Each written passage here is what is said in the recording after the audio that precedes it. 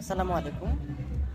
আমরা অনেক সময় অনেক পজিটিভ থিঙ্কিং করি, বাট আমাদের কাজের রিফ্লেকশনে সেই পজিটিভ থিঙ্কিংয়ের কোনো রেজাল্ট আমরা কিন্তু অনেক সময় দেখতে পাই না। আমরা পজিটিভ থিঙ্কিং করার পরে আমরা অনেক ধরনের নেগেটিভ কাজ করি।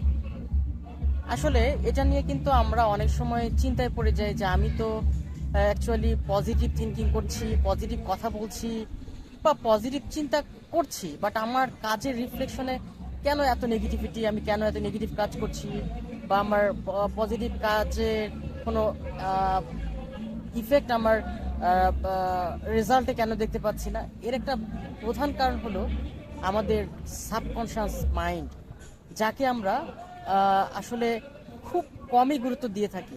আমাদের এই সাবকনশিয়াস মাইন্ডের কারণেই কিন্তু আমরা আমাদের জীবনের অনেক গুরুত্বপূর্ণ স্টেপ পার হতে পারি না।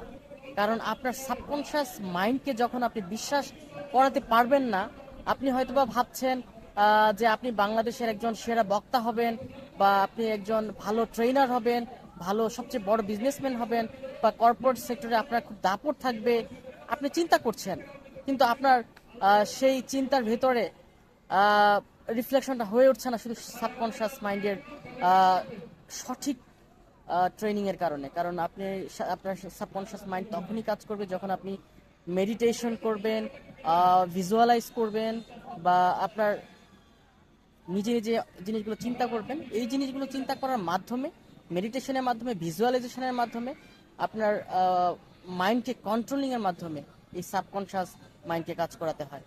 তাই আমরা আমাদের যে কোনো পজিটিভ থিঙ্কিংয়ের সাথে আমাদের সাবকনশিয়াস মাইন্ডকেও একটা ওয়ার্নিং বা একটা অ্যালার্ম দিয়ে রাখবো যে হ্যাঁ, আমি এটা করতে চাই, আমি এত দূর যেতে চাই, আমি বিশ্বাস করি এবং সেটার অ্যাফার্মেশন আমি দিচ্ছি।